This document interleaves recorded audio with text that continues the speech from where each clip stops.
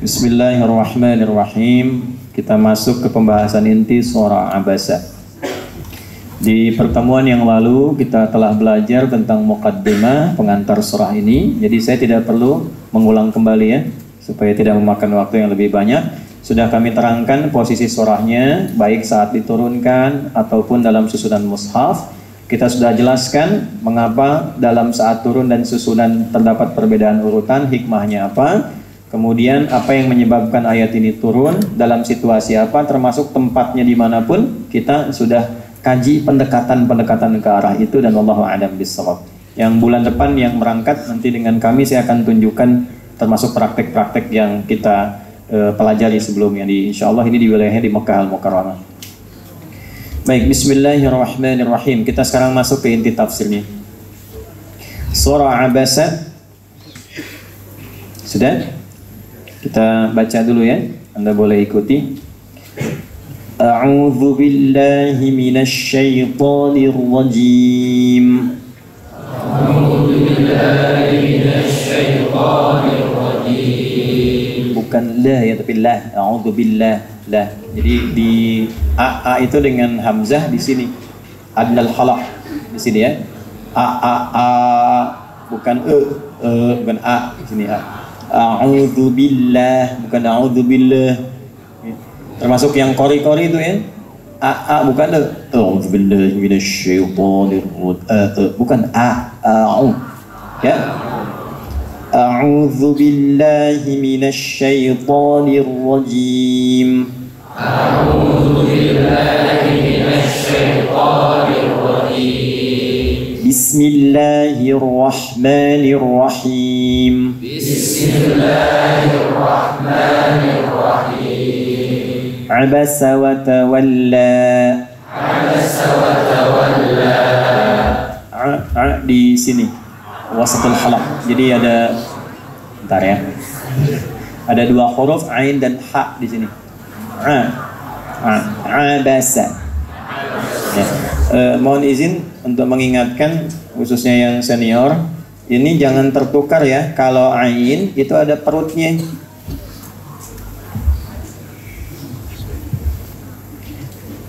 Ya. Maaf, kelihatan nggak belakang? Sebentar, saya agak besarin. Bismillah.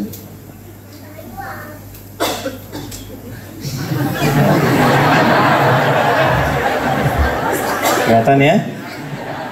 Ini apa? Bukan. Ini kepala bagian atas. Bawahnya ada dua. Bila bawahnya seperti tegak begini, tongkat tegak, maka ini apa namanya? Ya, namanya apa? Bukan alif. Ini hamzah. Ya. Ya. Kalau alif gini, alif tuh cirinya tegak saja, fungsinya memanjangkan bacaan jadi dua harakat. Itu alif. Misal, ini ada huruf fa gini, ya, tambah alif begini, maka fa yang tadinya tidak ada alif pendek, natural dibaca pendek, fa karena ada alif dipanjangkan. Alif itu alif itu asalnya begini Bu, kan begini ya. Nah, ini asalnya dua miring disatukan, satu, dua, dijadikan dua ini jadi tegak begini. Karena itu kalau dibaca sekali, fa, ya, karena ada alif, ininya seakan ditambah sekali lagi, ya, fa, karena satu cuma harokat, hurufnya satu, maka jadi panjang. Panjangnya itu dua kali fathah aja, fa. Makanya disebut dua harokat. Kenapa dua harokat? Karena seakan dua harokat dijadikan jadi satu. Yang ngajar tajwid begitu ya, sampai dipahamkan. Jadi mengerti muridnya. Ya, kenapa dua harokat? Ada dua harokatnya dijadikan satu. Ditunjukkan, gambarkan dengan alif, fa. Jelas ya? Nah ini alif namanya. Tapi kalau dia harokatnya tidak ada, tunggal seperti ini, tidak ada kepalanya. Tapi dia di awal misalnya itu hamzah, namanya wasal. Ya, hamzah wasal. Wasal itu bisa disambung tanpa dianggap. Bi salismul fusuqu ba'dal iman. Ya, ininya nggak dibaca karena wasal. Tapi kalau ada begini, hamzahnya qata'. Qata' itu mutlak wajib harus dibaca. Wajib bin kudu harus. Nah, harakatnya bisa A, bisa U, ya, I-nya di bawah. Nah, ini kalau ada begini, ini hamzah namanya. Kadang-kadang ininya dihilangkan. Baik ya, yang tersisa cuma kepalanya. Nah, diberi bantuan supaya tidak jatuh ke bawah, beri bantuan begini. Ya, misalnya su'ila begini. Su'ila, ini kan ada begini, ini bukan ain. Jadi kalau Bapak Ibu ngaji ada mushaf yang tempo dulu, ada begini, nah ini namanya hamzah. Maka keluarnya di sini. Ya, adnal halaq. Ya, di tenggorokan bagian bawah di sini. Ya. Nah ini a, keluarnya nggak ada sekatnya. Jadi nggak ditahan di dalam, keluar a. Ya, yang kencang-kencang kalau belum sikat gigi. Nah, kalau dikasih perut begini, nah, ya, dari sini pindah ke sini. Coba lihat, dengarkan dulu. Satu, jangan diikuti ya, dengarkan dulu. Satu, a, kedua, a, ya kan? Jadi ditahan di sini sedikit, a, ya kan? Siapa nama kamu? Adi. Anda siapa? Adi. Nah, ini yang di sini a bukan a. Ulang ya. Bismillahirrahmanirrahim. Abasa wa tawalla. Abasa wa tawalla. An ja'ahu al-a'ma.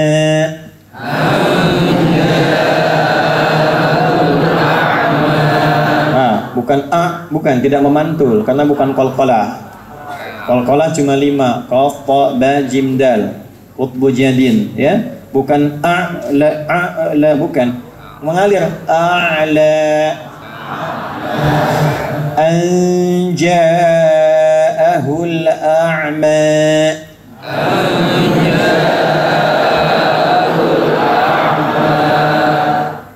وَمَا يُدْرِيكَ لَعَلَّهُ يَزَّكَّى وَمَا يُدْرِيكَ لَعَلَّهُ يَزَّكَّى أَوْ يَذَّكَّرُ فَتَنفَعَهُ الذِّكْرَى أَوْ يَذَّكَّرُ فَتَنفَعَهُ الذِّكْرَى.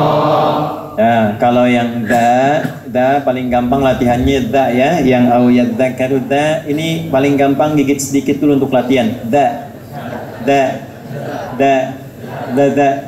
Nah, matikan hurufnya untuk mengetahui tempatnya di mana. Kalau ingin tahu tempat keluar di mana, gampang, sukunkan harokatnya. Contoh, ba misalnya kan, ba, pengen tahu, sukunkan ba-nya. Kan, ucapkan ba. Nah, coba ba, cilu,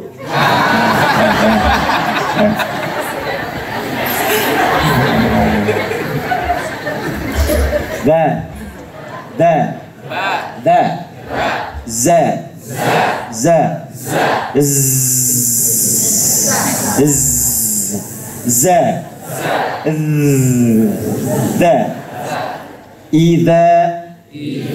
idza zulzila. Gitu kurang lebih ya. Jadi ada za, ada za. Nanti pulang dari sini di jalan za. Mama kenapa? Za. Ya, ngaji tajwid begitu. Jadi paham, ngerti, prakteknya gampang. Nanti kapan-kapan kalau belajar kita perdalam. Biasanya saya ngajarnya metode bangau untuk mempercepat. 30 menit paham. Ya, nanti kapan-kapan lah. Ayo balik ke tafsir. Ya, dan tolong guru-guru dipahamkan ya, kalau ngajar jangan diperbanyak hafalan. Hafalan bagus tapi mesti paham. Ya, kenapa ini mad etotnya panjang? Kenapa arid disukun? Panjangnya baru, tadinya nggak ada panjang, arid itu baru, sukun karena ada sukun. Kalau sukunnya nggak ada, nggak dibaca panjang. Ya, Bismillahirrahmanirrahim. Kan harokatnya kasrah i. Kalau kasrahnya dibaca, nggak ada panjangnya. Ya, langsung nyambung. Bismillahirrahmanirrahim. Alhamdulillahirabbil alamin. Dibaca panjang itu muncul bisa 2 harakat, 4 atau 6, karena yang tadinya harakatnya kasrah dimatikan karena sebab ada sukun. Karena sebab pakai lam li ada sukun. Panjang mad baru, karena baru panjangnya arid, mad arid disukun. Bismillahirrahmanirrahim. Minya nggak ada. Ya, karena nggak ada diganti sukun. Karena orang Arab dan bacaan-bacaan bahasa Arab kalau di akhir pasti sukun. Ya, hidup ayu mati syahdu, hidupkan dengan aiu, diakhiri dengan syahdu sukun mati bacaannya. Karena panjangnya baru sebab sukun disebut mad, baca panjang. Arid panjang ini baru, tadinya nggak ada, li sukun karena sebab ada sukun. Jadi kalau ada mad itu panjang artinya. Ya, Pak Imad Bapak. Tuh. Bismillahirrahmanirrahim. Abasa. Udah. Ya. Abasa ay qabada wajhahu wa a'rada. Ya, qabada wajhahu wa a'rada. Qattaba Rasulullah sallallahu alaihi wasallam wajhahu wa a'rada. Izin sebelum saya teruskan, referensi yang saya gunakan ini majalis tadarus Al-Quran. Ya. Baik ya, jadi ini yang kita pakai. Ini hasil riset para ulama Quran dari berbagai kitab-kitab tafsir dari yang klasik sampai kontemporer. Nah, nanti asosiasinya ada di Mekah, namanya Markaz Hudal Quranil Karim. Cabang turunannya ada di depan Masjidil Haram. Kalau yang Markaz Huda di Arafah, samping Ummul Qura. Kalau yang ini itu ada turunannya Markaz Muassasah Nabaul Azim di lantai 9 Zamzam, persis di samping musola, itu ada di situ. Ya, salah satu penasihatnya Imam Masjidil Haram, kemudian salah satu penasihatnya juga Mufti Masjidil Haram, Syekh Ahmad Muhammad Rabi'ah, dan pelaksananya Dr. Hilal Hizam Sanad. Insya Allah di bulan ini akan datang juga ke Indonesia. Nah, kami sebutkan karena kami bagian dari asosiasi itu. Ya, saya termasuk di dalamnya untuk periset para ulama ahli Al-Quran yang nanti kita September ada muktamar juga di Mekah. Ya, jadi ini yang saya bawa karena sanadnya saya nyambung, saya juga neliti sendiri, dan kita membuat versi bahasa Indonesianya untuk diterjemahkan. Sudah selesai, insya Allah tinggal di proses. Jadi kalau mengajar ya kita cari sanad dulu yang betul, jangan mengajar dari pribadi kita. Ya, sumbernya harus bersambung karena ini Al-Quran, nggak boleh main-main. Bismillahirrahmanirrahim. Abasa qattaba Rasulullah sallallahu alaihi wasallam wajhahu wa a'rad. Jadi abasa itu artinya dari qabada, yang menggunakan qabada itu ada Ibnu Jarir At-Tabari dalam tafsirnya, ada 16 jilid, di jilid yang terakhir yang juz amma. Qabada itu nahan sejenak tapi mukanya agak masem. Ya, abasa itu dia menahan wajahnya tapi agak masam ekspresinya. Nah, bayang nggak? Gini. Nah, bayang nggak? Ya, jadi kayak agak-agak bukan cemberut kan? Ya kan? Nah, ini agak, ya. Nah, jadi ditahan untuk mengeluarkan satu ekspresi yang tersembunyi, tapi agak masam sifatnya. Masam itu kan artinya agak kurang menyenangkan gitu. Gambaran sesuatu yang kurang enak akan satu hal, tapi tidak mau mengekspresikan itu secara langsung, gitulah. Ya. Ini artinya apa? Artinya orangnya luar biasa, walaupun tidak senang pada sesuatu, tapi tidak mengeluarkan ekspresi yang melampaui batas. Ya. Ada asisten rumah tangga, bapak sedang terima tamu, asisten rumah tangga bawa minuman, tiba-tiba akan dihidangkan, jatuh airnya, bahkan sirupnya menimpa ke baju tamu itu. Kira-kira ibu kalau tahu situasi itu gimana? Masya Allah udah bisa numpahin gelas. Ini kan nggak begitu, nggak mungkin kan? Ya kan? Kalau nggak bisa kan keluar. Kamu ini gimana sih? Ya Allah maafkan diri kan? Ada yang Masya Allah dia masih tetap dengan akhlaknya, tapi dia bisa tahan gitu, walaupun ekspresi wajahnya berubah. Itulah abasa. Jelas? Tidak? Ya? Imam Ja'far As-Shadiq punya asisten rumah tangga. Beliau itu niatnya ingin belajar ilmu dan akhlaknya dari Imam Ja'far. Nah, ini sanadnya ada nih, kalau berkhidmat pada kiai itu ada sanadnya. Saya dulu pada ulama-ulama guru-guru kami saya berkhidmat. Ya, saya tinggal nerjemahkan, kadang masakin buat guru dan sebagainya itu ya. Itu untuk belajar, setiap hari dapat tanya sama guru. Nggak paham tanya, dapat hadis tanya, Ada guru hadis kami pertama kali saat saya di pesantren, itu beliau sudah sepuh, penguasaan hadis dan kitabnya luar biasa. Datangnya 9:30, baru angkot, itu pasti saya insya Allah sepanjang saya bisa tahu, setiap hari Rabu saya tunggu depan jalan untuk saya sambut, saya kemudian antarkan, pegang tangan kami sampai ke perpustakaan. Jalannya kan masih lambat pakai tongkat, tapi saya jemput di pinggir jalan, memanfaatkan waktu istirahat. Jadi kalau teman-teman ke kantin kemana, saya jemput beliau tiap hari Rabu. Itu yang paling menarik, di jalan sampai ke perpus saya dapat beberapa hadis. Ya. Jadi begitu saya baru ganteng, nah ada hadis dari Nabi SAW disebutkan begini. Sampai nanti ke dalam ngaji kitab baca, beliau baca sampai bel bunyi masuk kelas lagi. Jadi dapat lumayan, jam istirahat 15 menit sampai setengah jam, dapat hadis, dapat nasihat, dapat kitab. Masuk lagi ke ruangan kelas. Nah, itu ada keberkahan yang insya Allah bisa kita dapatkan.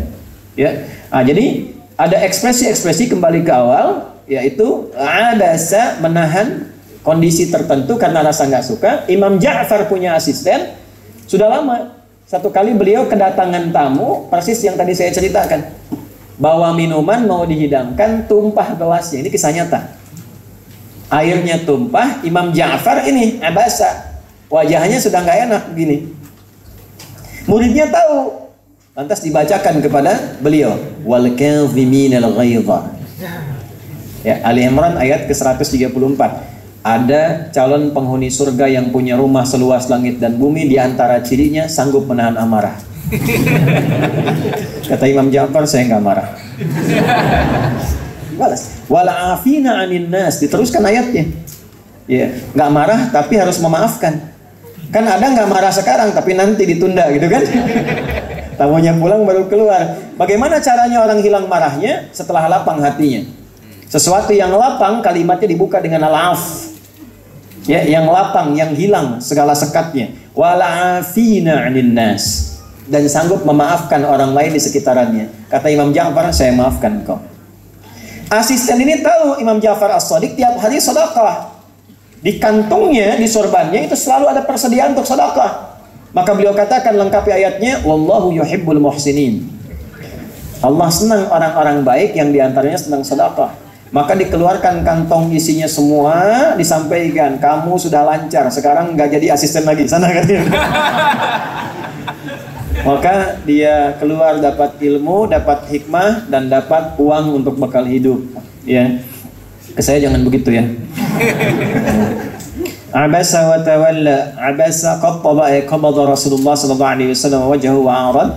Ada satu kondisi yang Nabi sallallahu alaihi wasallam menahan dari bagian ekspresi wajahnya. Ya, kemudian wa a'rada wa tawalla, lalu berpaling kepada sisi yang lain. Ekspresinya kurang lebih begini. Jadi sedang di sini fokus, tiba-tiba ada satu kondisi misalnya yang manggil. Nah, saya lagi fokus ke sini sehingga nggak sempat melayani yang di sini.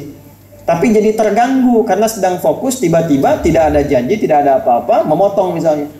Maka saya melihat, tapi saya ingin mencoba menghormati tanpa mengeluarkan ekspresi tertentu sehingga menunjukkan dengan wajah saja. Maksudnya coba tahan dulu gitu. Ini ada yang penting dulu di sini, tunda sebentar.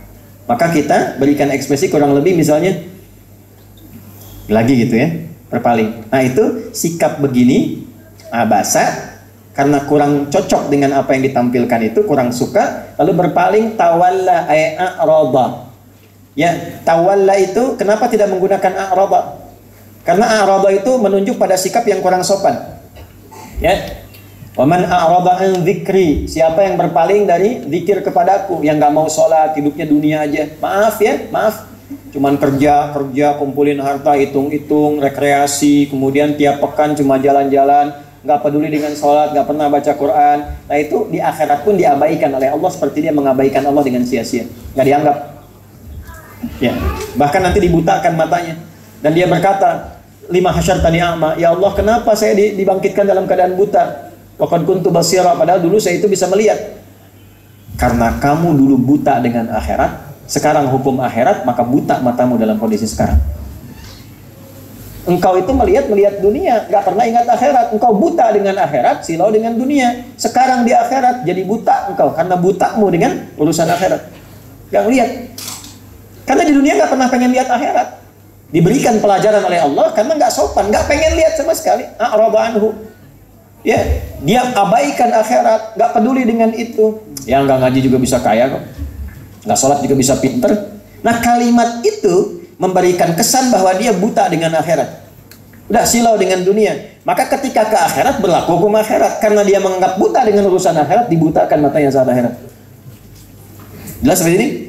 Nah, itu a'rada, berpaling dengan kasar. Kalau tawalla masih ada kesopanan di dalamnya. Jelas? Ya, sifat yang melekat kepada Nabi, dia berpaling dengan cepat, rasa nggak suka, tapi masih ada penghargaan di dalamnya. Tunggulah, ini dulu yang sedang fokus, yang penting. Paham sampai sini? Ya. Nah, sekarang kita ngaji ke nahwunya. Ma faidatu iftitahi surati bi fi'laini mutahammilaini li dhamirin la ma'ada lahu fil kalam. Kan jelas yang berpaling siapa di sini? Yang berpaling siapa? Baik, yang dipalingkan siapa? Ya, sahabat Abdullah bin Abi Umi Maktum. Yang berpalingnya siapa? Nabi Muhammad. Baik, perhatikan. Ada dua perbuatan kan? Satu, abasa, raut wajah yang tidak nyaman. Yang kedua, berpaling pada objek lain kan? Dua hal. Kenapa dalam dua kata itu, abasa dan watawalla, kata gantinya nggak ditunjukkan menuju kepada siapa yang jelas? Kan sudah tahu Nabi Muhammad, kenapa nggak disebutkan Nabi Muhammadnya dulu? Kenapa menggunakan kata ganti? Ya, abasa itu kan domirnya huwa, kata gantinya dia, beliau. Ya, kalau ingin dibuat sebuah kata ada sosok. Kalau diterjemahkan dengan ilmu itu, maka kalimatnya begini: abasa wa tawalla, ada sosok yang bermuka masam dan berpaling nih, gitu. Bayang nggak? Ya kan? Beliau bermuka masam dan berpaling. Baik ya? Ya, sedang gini. Kalau ada orang Andi, ada Andi di sini? Dodi? Joni? Tidak ada ya? Tidak ada. Gini aja lah, pasti nggak ada. Suneo, pasti nggak ada nih. Pak Suneo bermuka masam dan berpaling. Lalu saya katakan, tuh Suneo tuh muka masam berpaling. Dengan yang kedua, ada sosok yang mukanya masam dan berpaling nih. Lebih sopan mana, satu atau dua? Saking dicintainya Nabi Muhammad oleh Allah Subhanahu wa Ta'ala, dan tingginya kedudukan sampai namanya tidak disebutkan tapi diganti dengan kata yang mewakili dhamir kepadanya, untuk menunjukkan bahwa inilah sifat maksumnya Nabi Muhammad SAW, bukan untuk memberikan petunjuk kesalahan pada Nabi, tapi menjaga kemuliaannya dengan rambu yang Allah turunkan kepadanya. Nabi itu diingatkan pun masih ada hormat kepadanya. Jelas ya? Apa pelajaran besarnya bagi kita hikmahnya? Hikmahnya tiru keteladanan yang Allah praktekkan dari situ. Itulah yang Nabi lakukan. Jadi kalau ada orang salah pun, Nabi nggak langsung sebut kesalahannya depan orang banyak. Dibuat umum oleh Nabi. Ada namanya Sulaik dari Ghatafan. Masuk ke masjid, Nabi sedang di atas mimbar, beliau langsung duduk, ingin cepat menyimak. Nabi sudah mengajarkan sebelumnya tentang sunnah. Kalau ingin i'tikaf walaupun sebentar di masjid, sholat dulu 2 rakaat baru duduk. Ya, tapi karena ini bukan orang lokal situ, bukan dari daerah Madinah, tapi dari Ghatafan, Nabi ingin kenalkan kepada jamaah banyak. Ini ada orang baru, belum tahu yang kami ajarkan kemarin. Tolong kenalan dengan beliau, bantu apa keperluannya, itu diantara hikmahnya. Tapi Nabi tidak menyebut begini, orang baru, sholat dulu, baru duduk. Tidak begitu. Nabi buat kalimat yang umum sifatnya. Idza dakhala ahadukumul masjidah wa arada an yajlisa fala yajlisa hatta yusalli rak'atain. Jamaah sekalian, jika Anda semuanya tanpa kecuali masuk ke dalam masjid, ingin menyimak, ingin i'tikaf walau sejenak, maka hendaknya disunnahkan salat dulu 2 rakaat sebelum duduk. Orang tahu yang dimaksud Sulaik. Tapi karena kalimat umum, orang nggak langsung bilang, oh itu tuh Sulaik tuh. Karena semua menunjuk kepada dirinya sendiri. Ini diantara adab. Ya, ibu coba kalau anaknya salah, kadang kalimatnya keluar di depan kakak adiknya, terpekan anaknya, sehingga menyimpulkan mama sayangnya cuma sama kakak, sama saya enggak. Buat umum, Bu. Nana, gini ya, Mungkin salah ngambil dalam makanan. Ini untuk semua kakak, adik semua. Kalau mau ngambil, yang bagus begini nih. Ambil dengan tangan kanan. Ya, ucapkan bismillah. Untuk kakak, adik semuanya. Sehingga dia tidak merasa tersalahkan dengan pribadinya. Gitu. Kakak, begini. Nah, kakak menyimpulkan, nggak sayang sama saya nih. Udahlah, mencarilah kasih sayang di luar. Ketemu dengan orang lain. Lalu ketika dia menemukan pengaruh dari luar, ibu sebut anaknya nakal. Jadilah beban yang kedua. Hanya dia nggak peduli. Mencari pengakuan di luar karena di rumah merasa tidak diakui. Ya, pulang-pulang ke rumah setelah sibuk dari tetangga, marah lagi nyampe ke rumah. Kamu anak siapa sih? Anak mama. Nah, sampai ke situ. Nah, itulah bahasannya kecil sebetulnya tapi dalam maknanya. Maka di sini sifat teguran pun kepada sesuatu sekalipun itu dianggap tidak tepat, maka menegurlah dengan cara yang baik supaya setidaknya menghormati Sang Pencipta yang sudah menciptakannya hadir di hadapan kita. Nah, jadi teguran itu pun kalau dilakukan karena Allah, kan selalu kita mendengar karena Allah, marah karena Allah, senang karena, tapi caranya kok nggak dilakukan seperti yang Allah tunjukkan. Marah karena Allah tapi marahnya karena pribadi. Caranya sesuai dengan cara sendiri. Kalau marah karena Allah, caranya seperti yang Allah ajarkan.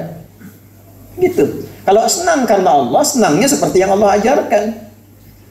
Nah, kalimatnya dilengkapi, jangan dipotong sampai segitu. Paham ya? Nah, abasa wa tawalla, kenapa dhamirnya kata gantinya nggak disebutkan? Kan Allah bisa mengatakan begini, Muhammad bermuka masam. Kan bisa. Bisa dengan menggunakan kata ganti kedua. Kamu bermuka masam dan berpaling. Kenapa kata gantinya langsung kata ganti orang ketiga? Untuk menunjukkan adab, sopan santun di dalamnya. Allah mengajarkan kita adab, mengajarkan kita sopan santun. Jadi sebelum kita cerita, saya tuh saking kurang nyamannya dengan penjelasan beberapa kalangan dengan tafsir ini, langsung menyimpulkannya kayak nggak ada adab ke nabinya gitu. Oh, Nabi Muhammad bermuka masam, lalu berpaling.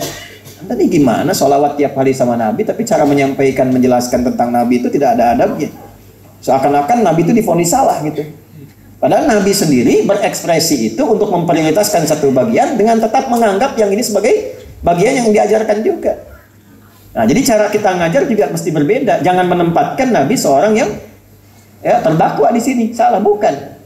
Justru di sini adalah kesempurnaan penjagaan Allah terhadap sifat maksumnya Nabi Muhammad Sallallahu Alaihi Wasallam. Sekaligus pengajaran yang kelak dipraktikkan Nabi. Kalau ingin mengoreksi dengan cara yang lembut dan baik. Jelas sampai sini? Ya, itu ya kalimatnya. Kemudian yang kedua, anja'ahul a'ma. Ini menarik nih. Ya, sebelum masuk ke yang kedua, Bapak Ibu sekalian. Ya. Qattala Rasulullah sallallahu alaihi wasallam wajhahu wa a'rab. Nabi sallallahu alaihi wasallam menahan ekspresi dirinya dengan rasa kurang nyaman, lalu memalingkan wajahnya untuk fokus kepada satu bagian dari objek dakwah. Li ajli maji'i Abdullah ibni Ummi Maktum. Ya, karena sosok yang datang ini adalah seorang bernama Abdullah bin Abi Ummi Maktum. Wa kana a'ma yasturu syaddahu wa kana a'ma, dan beliau orang yang tidak melihat. Ya, tidak bisa melihat. Ada bahasa standar a'ma, ada kuffa basaruhu. Atau ada ungkapan yang terakhir basirun. Basirun itu punya dua arti. Yang pertama menatap dengan tajam, yang kedua pandangannya terhalang, tidak bisa melihat. Ya, kalau a'ma itu bahasa standar untuk menggambarkan kondisi fisik. Jelas? Nah, biasanya kalau dari atas ke bawah, Allah kan maha tinggi ta'ala. Ke kita nyampaikan nggak mungkin basirun, nggak mungkin kuffa basaruhu. Harusnya a'ma, karena dari atas ke bawah. Tapi kalau kita dari bawah ke atas harus lebih lembut. Contoh misalnya, tadi saya sampaikan di Bekasi, kita ziarah nih ke Uhud di Madinah. Kan di depan kita tuh Ashabul Uhud kan? Ya kan? Ashabul itu ada paman Nabi, sahabat Nabi mulia. Kira-kira mereka syahid tidak? Kira-kira dapat ampunan Allah tidak? Halo? Iya, syahid sahabat Nabi, paman Nabi, ya, dan termasuk di antara sahabat yang dekat dengan Nabi, ya, terampuni oleh Allah Subhanahu wa taala dan surga. Gunungnya aja kau bersama Nabi di surga, masa orangnya tidak? Gitu kan? Lu antum datang ke situ ziarah dengan mengatakan Allahumma gfirlahu warhamhu. Ya Allah, ampuni dia. Oh, sudah diampuni kan tuh minta ampun. Ya kan? Maka yang dipakai bukan yang itu yang standar. Nabi ngajarkan betul karena Nabi kan tinggi derajatnya, ngajarin ke kita yang rendah. Ke sahabat karena sahabat di bawah Nabi. Nabi yang mintakan ampunan, ya kan? Nah, ada beberapa sahabat yang sudah diampuni dosanya, bahkan diantara mereka menjadi bagian dari ahli surga. Masa kita mau bilang lagi, ya Allah ampuni dosanya? Ya? Yang dipakai yang mana? Doa yang lain. Allahumma zid lahu nura, wazid lahu rahmatan, wa alhiqna ma'ahu fi rahmatika ma'al ladzina an'amta 'alaihim minan nabiyyin was-siddiqin wasyuhada'i was-salihin wa hasuna ulaika rafiqa. Gitu. Ya Allah, mohon tambahkan cahaya kepada para syuhada ini, tambahkan selalu rahmat-Mu dalam kebaikan, sertakan kami dengan orang-orang soleh ini, lingkupkan kami dengan para nabi, orang sedikit, orang-orang soleh, dan para syuhada kelak yaumul qiyamah ya Allah, dan jadikan teman-teman hidup kami mengantarkan kami mulia seperti mereka saat wafat. Pernah nggak baca doa itu? Antum datang ke sahabat, Allahumma gfir lahu, ya Allah ampuni dia. Antum yang belum jelas diampuni apa enggak? Masa yang belum jelas mendoakan yang sudah jelas kan? Paham nggak maksudnya? Ya, nah ini adab-adab ini kalau di pesantren itu diajarkan. Adab-adab begini itu ada sanadnya, ada ilmunya, ada dalilnya. Nah, maka tidak semua kita katakan, oh ini selain ini salah, tidak. Mungkin yang baru dipelajari, yang baru dasarnya. Ya, insya Allah paham ya. Nah, kemudian yang kedua gini, ma wajhu ta'bidi an ibni ummi maktum al-a'ma. Kenapa ketika disebutkan kepada Abdullah bin Abi Ummi Maktum ini kok yang disebutkan sifat tidak melihatnya? Anja'ahul a'ma. Coba lihat tuh. Dan sama-sama kata gantinya dihilangkan dengan mengganti dari kedua kepada bentuk ketiga. Dia dengan dia lagi. Ada sosok yang wajahnya tertahan nggak enak, terus berpaling ketika datang sosok lain yang nggak bisa lihat. Bagus nggak caranya tuh? Kalimatnya enak nggak? Enak. Kenapa disebutkan a'ma di sini? Ya, ini untuk membela Nabi juga bersikap begitu karena Nabi nggak tahu yang dilihat ini kan nggak lihat. Maaf ya, Nabi bermuka masam, tidak bermuka masam tetap nggak lihat kan? Coba lihat. Nabi mau ketawa, mau senyum, mau diam, tetap nggak lihat. Jelas ya? Lalu apa faedahnya ini? Itulah sebabnya Allah turunkan pembelaan kepada Nabi. Anja'ahul a'ma. Yang datang ini orang yang nggak bisa melihat ekspresi. Anda bayangkan pada orang buta pun Nabi masih punya adab. Itu loh. Jelas ya? Sebaliknya kepada Nabi juga Muhammad, ekspresimu itu juga kalaupun kau keluarkan tetap dia nggak bisa lihat. Gitu ya? Lantas apa yang harus kau prioritaskan? Maka diturunkan. Ya, kalimat selanjutnya sebelum sampai fihi tarqiqun lin nabi sallallahu alaihi wasallam liyakuna al-'attab al-khudhan fihi annahu lamma kana sahiba dararatin fa huwa ajdaru bil inayah bihi. Makna yang kedua, satu, menjaga kesopanan dan adab. Yang kedua, memberikan kesan sisi kemanusiaan terdalam. Bahwa Allah sebutkan kalimat buta tidak melihat ini untuk memberikan prioritas kepada kita. Bahwa kondisi-kondisi terbatas dalam fisik secara manusiawi seharusnya didahulukan dibandingkan dengan orang yang lengkap, sempurna bahkan secara materi. Gini, maaf. Kalau ada antrian ngambil tiket nih. Maaf ya, maaf sekali dengan kalimat ini. Ada yang sehat berdiri, ada yang tidak bisa melihat. Normalnya dahulukan yang mana? Tidak bisa melihat. Bahkan ada jalur khusus kan? Untuk ibu yang sedang mengandung, untuk disabilitas dan sebagainya. Itu kan prioritas kan? Ya kan? Nah, secara manusiawi harusnya diprioritas. Kalimat Allahnya begini, anja'ahul a'ma. Makanya an-nya bisa dibaca dua riwayat dalam tafsir. Ya, an pendek, an yang kedua an dua harakat di alif. Anja'ahul a'ma. Jadi ngaji di tafsir Tabari ada turunan itu. An gini. Kan? Nah, ini ada yang bacanya dua riwayat, an pendek begini dengan dua harakat begini. Nah, jadi agak panjang. Anja'ahul a'ma. Kalau kita bisa bahasa Arab dan tahu gaya bahasa serta rasa dzauq, namanya dzauqul lughah, rasa bahasa Arab, ini beda rasanya ketika dibaca pendek dengan agak panjang. Ada sosok yang menahan ekspresinya bermuka masam lantas berpaling karena ada orang nggak bisa lihat datang. Beda dengan yang kedua, ada sosok yang menahan ekspresinya karena tidak nyaman lantas berpaling. Apa karena? Seperti nanya apa karena yang datang itu hanya seorang yang nggak bisa lihat?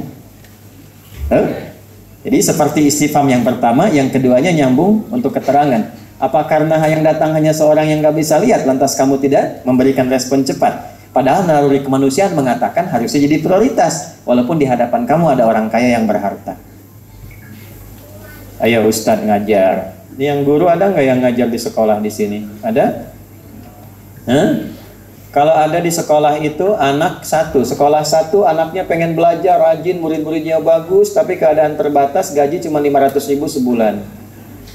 Sekolah kedua favorit, bonafit, ya, kemudian orang-orangnya juga luar biasa, orang tuanya kaya-kaya, muridnya juga kadang mau belajar enggak, ya, sistem sekolah kadang ikut kemauan orang tua, ya, gaji ya bisa 7 juta sebulan. Ketika ada di hadapan pada yang demikian, pilih mana antum? Ngajar di tempat satu atau dua? Ayo ngaku. Ustaz juga sama. Ya, ngundang dari musola jamaah 5 misalnya kan, terbatas pengen ngaji bener. Terus ya, diundang dari perusahaan yang 50 orang di situ, amplopnya sudah pasti sohila gitu, lidatihi. Tebal, kan? Ya yang ini sohila goirihi lah, tipis-tipis tapi banyak misalnya, gitu kan? Pilih mana, yang musola atau perusahaan? Oh, gitu kan? Nah, apa yang pelajaran terbesar yang ada di sini? Allah ingin menyampaikan pada Rasulullah SAW dalam satu kondisi Muhammad. Nabi kan punya pandangan begini. Ini orang-orang, ada Utsbah bin Rabi'ah, ada Abu Jahal, ada Abbas bin Abdul Muttalib, 3 tokoh ini di hadapan Nabi. Orang berpengaruh, orang kaya, pas lagi pengen dengar.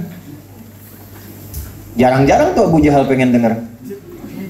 Ya, jarang-jarang, tiap hari cuman gibahin Nabi, bikin hoax tentang Nabi dan sebagainya. Iya, satu waktu pengen dengar. Ini pun pengen dengar karena ada Abbas di situ, karena ada Utbah di situ. Ya dia jaga gengsi. Jadi dengar Nabi pun bukan karena pengen dengar juga, karena jaga gengsi. Supaya nggak dicela sama kawan-kawannya. Al mau kemana? Nggak enak lah Muhammad, nggak enak ya. Al Abu Jahal, gitu. Ya ikut dia. Karena kenapa? Dia ingin menjaga gengsinya aja, tapi mau dengar. Jarang-jarang kesempatan begini ketika ada di hadapan, ya Nabi memberikan pandangan. Kalau saya bisa ngajarkan 1 dari 3 ini kan berhasil, pengaruhnya kan banyak. Makanya ketika datang Abdullah bin Abi Ummi Maktum ini bukan maksud mengabaikan secara sempurna, tahan dulu. Karena ketika beliau datang minta dibacain ayat. Ya Muhammad SAW, saya minta penjelasan. Bacakan ayat saya ini. Tolong bacakan dari Quran. Sudah datang, sudah minta penjelasan, artinya sudah betul-betul fokus kepada iman. Yang ini belum 3 ini. Tapi Nabi menyimpulkan kalau 1 di antara 3 ini dapat berislam, maka pengaruhnya akan makin banyak. Tahan dulu ya, saya mau fokus ke sini dulu, bahasanya begitulah. Cuman pakai ekspresi supaya kata-kata nggak terpotong. Jelas sampai sini?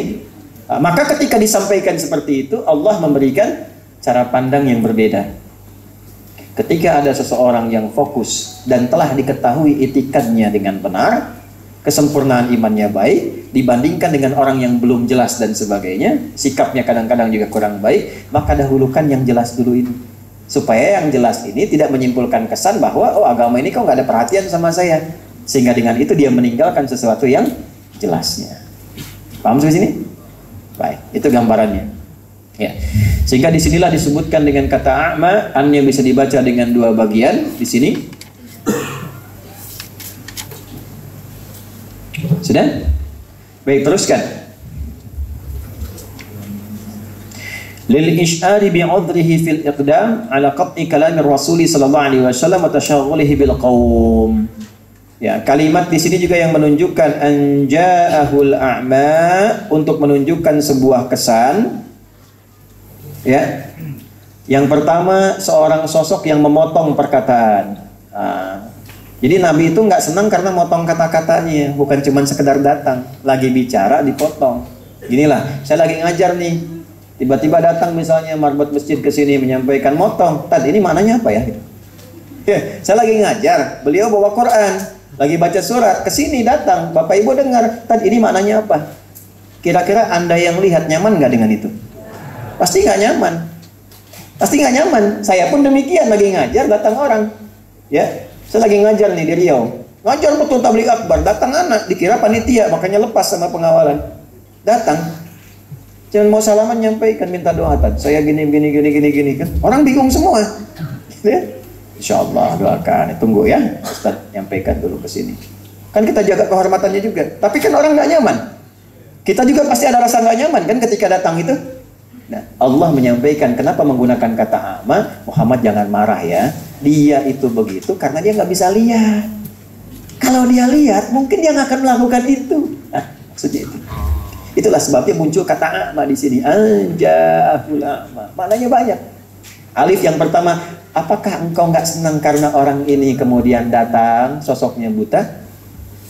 Muhammad jangan marah dulu karena dia begitu, karena dia nggak bisa lihat, karena itu dia nggak tahu sedang apa engkau dan siapa yang kau hadapi. Dia cuma dapat info ada engkau di situ, dia dengar suaranya, dia tanya, ya bisa nggak bacain Quran begini? Dia nggak tahu karena nggak lihat. Ya.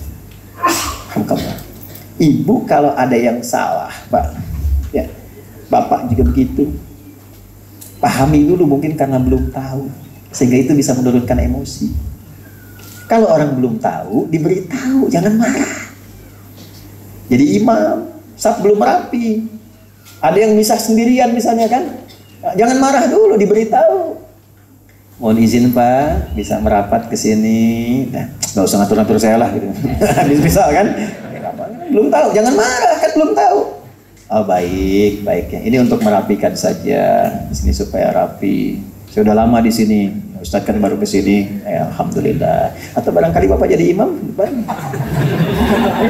kalau imam kan nggak perlu ngatur saf sendirian, Ustadz aja lah gitu kan. Tapi nggak usah marah, kita doakan. Nanti siapa tahu saat berbalik dia malu-malu langsung rapat sendiri, ya kan? Pak, rapat dulu Pak. Ustadz siapa? Bapak ini saya kan imam. Nah, bukan pada tempatnya. Siapa tahu melakukan itu karena belum tahu. Sehingga tidak ada niat untuk menyakiti, karena belum tahu saja. Ya, maka tidak perlu marah. Marah pada yang belum tahu tidak menempat, bolim namanya. Belum tahu itu diberitahu, bukan dimarah. Jelas sampai sini? Dan cara memberitahu pun ada adabnya juga. Ya, Muhammad. Nah, bagaimana adabnya? Teruskan ayatnya. Wa ma yudrika la'allahu yazakka. Kalimat indah sekali. Ya, wa ma yudrika la'allahu yazzaka. Ya Muhammad sallallahu alaihi wasallam, apa yang menghalangi engkau tidak memberikan pencerahan kepadanya? Boleh jadi dia datang itu justru untuk memperbaiki diri. Ya? Nah, ini cara negurnya pun kalau kita ingin menegur, ya, kemudian kita ingin mencoba untuk merespon sesuatu, itu diatur lagi secara teknis.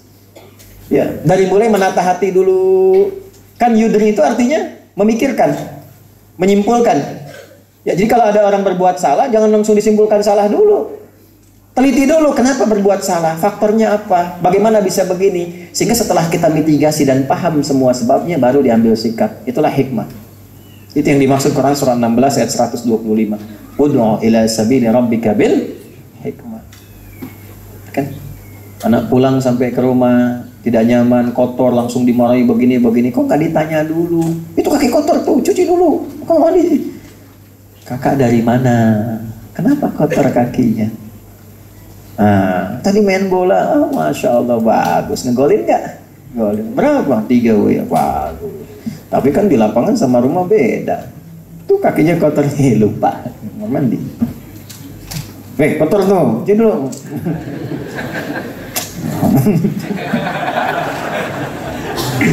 Gitu kan? Ya, itulah hikmah.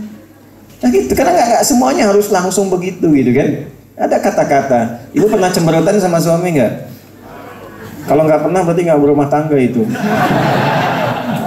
Yang belum nikah sabar ya, ntar tahu sendiri. Nah, insya Allah.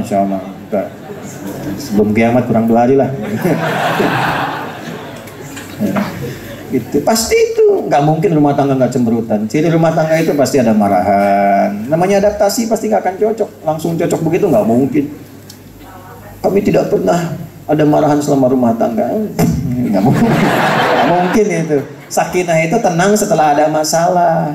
Itu sakinah. Pengen sakinah nggak? Nah, pengen masalah. Sakinah itu mana dalam bahasa Arab? Sakanati syajaratu idza dhahabat tirdi. Daun itu, tangkai itu, dahan itu tenang setelah angin yang menerpa yang bikin goyang itu pergi. Sakanati safinatu idza dhahabatil amwaj. Kapal itu tenang setelah ombak yang menggoncang itu pergi, baru tenang. Kapan tenangnya? Setelah ombaknya pergi. Jadi kalau pengen sakinah, artinya apa? Akan ada masalah. Masalah itu dihadirkan bukan ingin membuat rumah tangga bermasalah, bukan. Tapi dalam rangka adaptasi. Karena kan dari ibu dan ayah yang beda, pendidikannya beda, latar belakang beda, terus pengen langsung cocok, gak mungkin. Kamu apa gak bisa ngerti aku? Enggak. Caranya bagaimana memahami? Makanya kata Quran sederhana, jangan marah.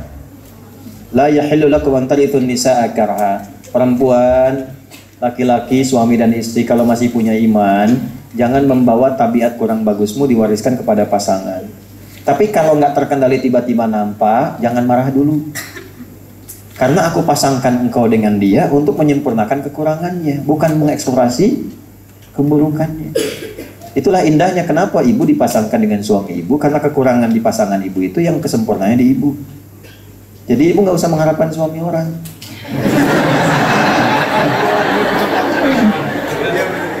Ya kan? Dan jangan menempatkan ideal itu pada suami orang. Papa nggak bisa seperti Ustadz. Percuma bu.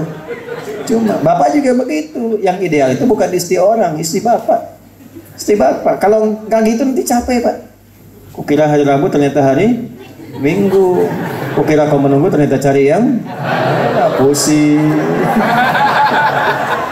Pusing 7 keliling tuh. Itu ya. Ya diucapkannya gampang, dipraktekannya yang nggak mudah. Makanya jarang ada ustaz ceramah bawa istrinya tuh. Ini nggak live kan? Aman. Saya bilang aman tadi yang merekam, jangan live dulu ya. Rupanya Allah sudah mengatur. Dan anja'ahul a'ma atau anja'ahul a'ma. Tapi riwayat yang kita bacakan yang pendek ya, anja. Tadi itu tafsirnya. Wa ma yudrika la'allahu yazzakka. Nah, pindah dari kata ganti 3 ke 2. Coba lihat, abasa wa tawalla. Kemudian anja'ahul, itu kata gantinya, kata ganti ketiga, dhamir namanya. Dia semua. Tapi ketika masuk kepada yang teknis, langsung diganti ke kata ganti kedua, wa ma yudrika. Tuh. Kan bisa Allah mengatakan begini di luar Quran, wa ma yudri, gitu kan? La'allahu yazzakka. Kan bisa begitu. Kenapa ka-nya muncul? Ka itu kan langsung ke Nabi. Dihadapkan orang kedua itu kan dihadapan kan? 1, 2, mutakalim orang pertama yang bicara, mukhatab orang kedua, ghaib orang ketiga. Pertanyaannya, kok bisa ketika teknis yang dibicarakan ditempatkan di hadapan? Ya, maka di sini ada yang sangat menarik ya, Bapak Ibu sekalian, masababul intiqal minal ghaibah ya ila al-khitab fi qawlihi wa ma yudrika la'allahu yazzakka. Jawabannya lima fihi minal inasi ba'da al-ihash wal iqbal ba'da al-i'rab. Allahu akbar. Untuk menempatkan sebuah rasa yang kuat. Setelah berpaling, gak nyaman itu ditempatkan seakan-akan ketika bersikap, rasakan kita bersikap melakukan itu karena Allah yang mengawasi kita di hadapan kita. Pernah kerja ada CCTV? Ya, ujian ada CCTV? CCTV itu kalau sedang ujian, kita merasakan karena bendanya atau karena mengawasi seakan ada di depan kita? Mawasinya kan? Baik ya? Karena kita merasakan diawasi kan? Nah, kalaupun pengen negur orang karena salahnya, rasakan Allah pun mengawasi kita saat negur. Apa mau mencela orang ketika diawasi Allah? Ibu, saya tanya nih, anak itu titipan Allah atau bukan? Nah, yang nitipkan pada ibu, mengawasi ibu, terus ibu memarahi titipannya. Sementara ibu diawasi oleh Allah yang menitipkan. Apa nggak malu? Bapak nih, istri itu titipan Allah atau bukan? Titipan. Apa tidak malu menyakiti titipan bapak sementara bapak merasa diawasi Allah? Maka kalau diterapkan dalam kehidupan begini, berkasih sayanglah kepada pasangan seakan kau merasa diawasi oleh Allah penciptamu. Jadi ibu menyayangi anak itu bukan karena sekedar sayang sebagai anak. Ibu menyayangi itu karena Allah menitipkannya pada ibu, bukan pada yang lain. Saya tanya pada ibu ya, mohon maaf saya fokus ke ibu nih. ibu ini mencintai anak karena sayang atau karena Allah?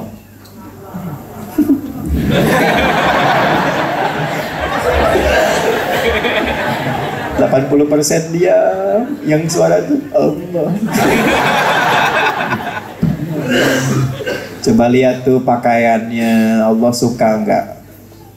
Karena Allah tapi pakaiannya nggak disukai Allah. Hati-hati loh bu, pulang nanti menghadap Allah ditanya, kenapa sih fulanah yang aku titipkan kepadamu, engkau gunakan pakaian seperti itu yang tidak aku sukai? Sekolahnya di mana? Ditempatkan di tempat yang mengenal Allah atau tidak? Jangan-jangan di sekolah itu nggak ada sholat, nggak ada kenal Quran, nggak tahu bahkan cara bersikap pada orang tua. Dulu saya waktu tinggal di Lebak Bulus, ada permintaan ke pesantren membantu untuk menyolatkan, karena ternyata anaknya pun nggak tahu cara menyolatkan ibunya ketika meninggal, cara menyolatkan ayah ketika meninggal. Ibu mau begitu, mengandung, melahirkan anak, dididik, dirawat, begitu meninggal nyolatkan aja nggak bisa. Investasi apa itu bagi orang tua terhadap anaknya? Apa yang didapatkan selama ini dari kasih sayang itu, kalau nggak berbalik pada orang tuanya? Sementara Quran mengajarkan setiap kegiatan anak itu akan jadi investasi untuk orang tuanya. Makanya saya selalu mengatakan kalau bisa Al-Fatihah itu dari orang tuanya, karena itu akan dibaca selama hidupnya. Ajarin aja semampu kita. Ya, Bismillah, ajarkan. Walaupun dia mengucap kitanya belum fasih, ajarkan dulu. Nanti yang memtahsin guru-gurunya, tapi dia belajar dari orang tua pertama kalinya. Begitu dia baca dalam hidupnya mengalir cahaya untuk orang tuanya, kalaupun telah wafat. Nah ini yang dimaksudkan nih. Rasakan yudrika, itu jadi mukhatab. Sama dengan kita baca Al-Fatihah, begitu iyyaka na'budu wa iyyaka nasta'in, langsung menggunakan kata ganti kedua. Bismillahirrahmanirrahim, dia. Alhamdulillahirrabbilalamin, dia. Ar-Rahmanirrahim, dia. Maliki yaumiddin, dia. Ketika ibadahnya iyyaka, langsung sifat ihsannya muncul. Anta'budallaha ka'annaka tarahu, fa illam takun tarahu fa innahu yarak. Kalau kamu sholat merasa diawasi Allah. Makanya merasa diawasi itu nggak enak kalau bacaan nggak benar, ngaji nggak benar. Mau kerja training dulu, kata-kata ditata, masya Allah.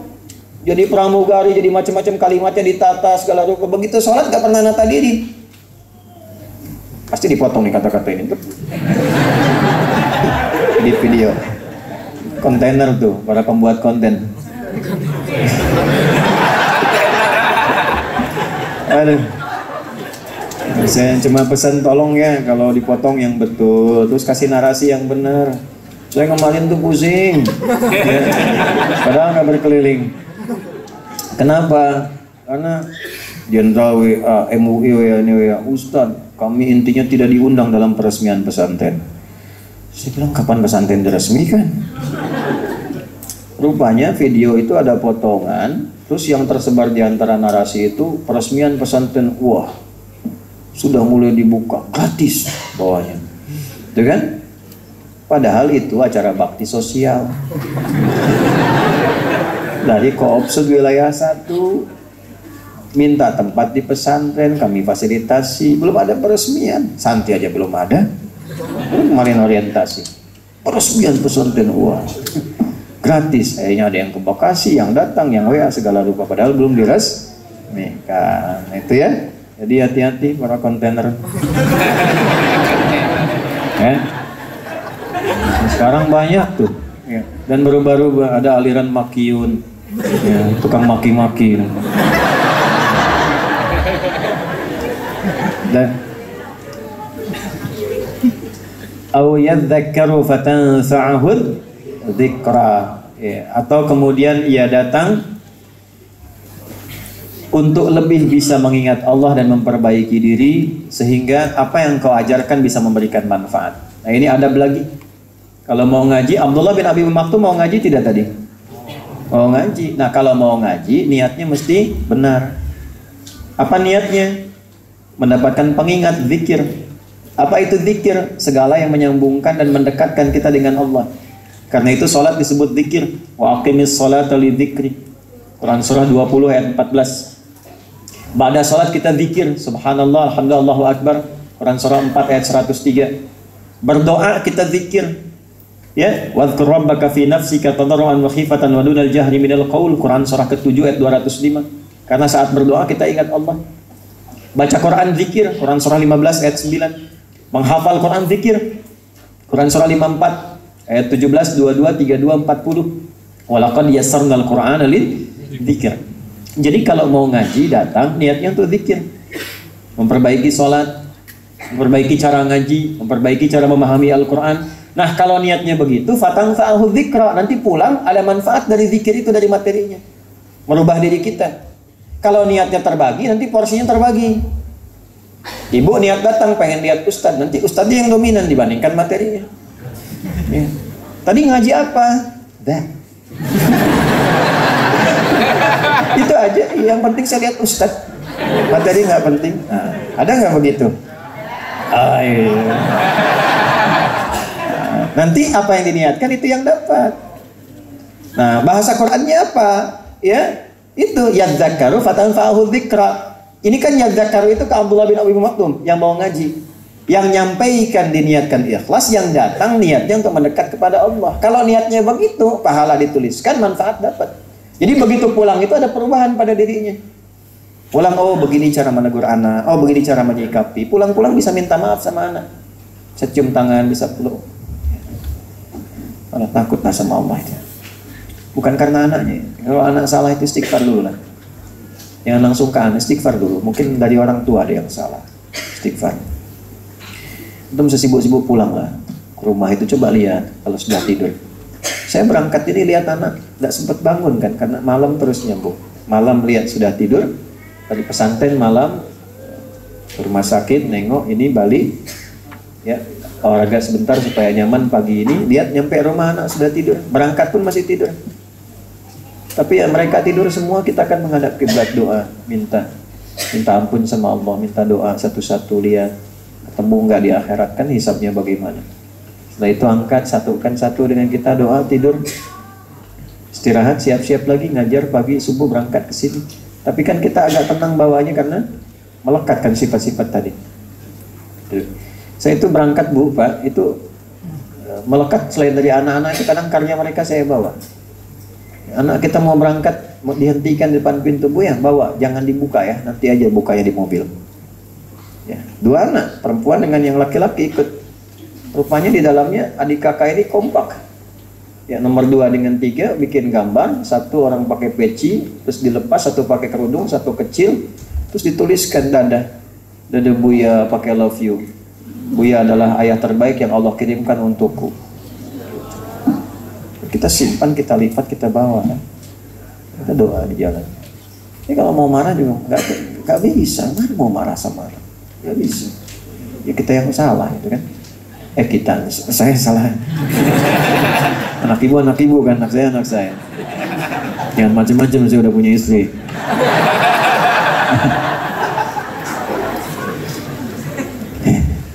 Masih ada waktu? Ya, yang kita ada 20 menit lagi. Nah itu sampai situ dulu lah. Sampai 4 ayat dulu ya, dengan banyak-banyak dulu. Jadi kesimpulan yang pertama, hendaklah kita bersikap yang wajar dalam setiap kondisi sesuai dengan keadaan objek. Bersikapnya wajar. Tadi yang saya katakan, wajar itu ya bagaimana objeknya, sikapi demikian. Ya, contohnya tadi, kenapa harus cemberut? Kan yang di hadapan itu nggak bisa lihat. Mau cemberut, mau ketawa, mau diam, tetap nggak akan tahu ekspresinya kan? Nah, jadi di sini ada kewajaran dalam bersikap, tapi ingat menempatkan Nabi pun dengan kemuliaan. Karena cemberutnya bukan karena objeknya misalnya melihat atau tidak lihat juga, tapi karena Nabi sedang fokus pada satu keadaan. Jelas sampai sini? Ya. Walaupun nanti pelurusan dari Allah itu yang lebih utama. Yang kedua, hendaklah menegur dengan cara yang beradab, sehingga dengan adab itu melahirkan perubahan dan penambahan pengetahuan. Ini sudah kita contohkan. Misal tidak harus langsung menyebut orangnya di hadapan orang banyak, gitu kan? Dan turunan lainnya, kecuali memang dalam kondisi tertentu. Ya, seperti di militer kan beda. Di militer itu dengan sipil lain. Kalau memang ada pelanggaran harus ketika diluruskan supaya yang lain lihat. Ya, bukan ditutupi, supaya yang lain lihat. Nah, tidak menimbulkan sifat yang tidak disiplin. Ya, makanya di dunia militer itu jangan disamakan dengan yang kita di dunia sipil. Ya. Kemudian meluruskan niat dalam mengerjakan segala hal, khususnya perihal menuntut ilmu. Meluruskan niat. Yang selanjutnya yang terakhir, ciri orang yang belajar dan beribadah dengan benar adalah terdapat perubahan kebaikan pada dirinya dan meningkatnya kedekatan dengan Allah Subhanahu wa taala. Terdapat perubahan kebaikan pada dirinya dan meningkatnya kedekatan dengan Allah Subhanahu wa taala. Nah, Ibu nanti Bapak pulang dari sini koreksi dulu ya, muhasabah dulu. Ini ngaji dengan Ustaz Adi benar nggak nih? Berubah nggak? Dekat dengan Allah nggak? Kalau kira-kira tidak ada tanda kebaikan, cari Ustaz lain, kan banyak Ustaz-Ustaz juga yang lain. Ya. Kita saling mendoakan. Nah, ini kesimpulan yang kita dapatkan. Kalau yang tadi detil, silahkan nanti dicek kembali tayangan video untuk bisa memberikan detil pembahasan kita. Kita akan berdoa pada Allah Subhanahu wa taala, mudah-mudahan doa kita dikabulkan. Allahumma taqabbal minna innaka antas sami'ul alim wa tub 'alaina innaka antat tawwabur rahim. Allahumma nahmaduka hamdan kama 'allamtana an nahmadak wa nashkuruka shukran kama 'allamtana an nashkuraka antal muqaddim wa antal muakhir bi yadikal khair innaka 'ala kulli shay'in qadir. Allahumma barik lana fi amrina wa fi umurina kullih wa aslih lana ya Allah ma tuballighuna ila rahmatik wa ridhak kama tuhibbu wa tardah. Allahumma ij'alna min ahli al-Qur'an واجعل القرآن صحيبا لنا في الدنيا ونورا لنا في القبور وشفيعا لنا في الآخرة يا أرحم الراحمين واخفض بلادنا أندونيسيا واجعلها بلدة طيبة وأنت ترضاها واخفض بلاد المسلمين وانصر إخواننا المستضعفين في كل مكان وانصر إخواننا المستضعفين في كل مكان وخاصة في فلسطين ومن حوله يا رب العالمين ربنا آتنا في الدنيا حسنة في الآخرة حسنة وقنا عذاب النار وصلى الله على سيدنا محمد وعلى آله وصحبه أجمعين وآخر دعوانا سبحانك اللهم ربنا وبحمدك أشهد أن لا إله إلا أنت نستغفرك ونتوب إليك والحمد لله رب العالمين ثم السلام عليكم ورحمة الله وبركاته.